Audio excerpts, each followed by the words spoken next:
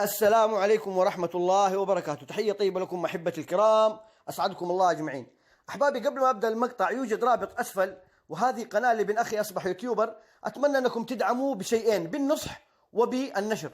وهذا المقطع الغريب اللي سوف أتحدث عنه اليوم قد تحدثنا عنه سابقا، وهو سبحان الله حينما قال الله: أولم يروا أنا نأتي الأرض ننقصها من أطرافها، بل أنها ذكرت في آيتين، وكل ما يأتي في القرآن سوف نراه يقينا، يجب أن تؤمن بذلك.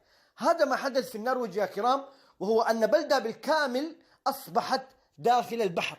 ما الذي حدث؟ حدث انجراف طيني تسبب فيه البحر، كما قال الله عز وجل أن أطراف الأرض تنقص، وهذا واضحا عيانا بيانا لكل مسلم الآن. ويجب عليك كمسلم أن تؤمن بكل ما جاء في القرآن دون شك حتى ولا 1 في المليون. والسلام عليكم ورحمة الله وبركاته. طبعا جميع وسائل الإعلان تناقلت هذا الخبر، ولكن أنا تعمدت أن أنزلها من روسيا اليوم لأنهم لا يطالبون بحقوق النشر مثل قناة BBC أو القنوات الأخرى.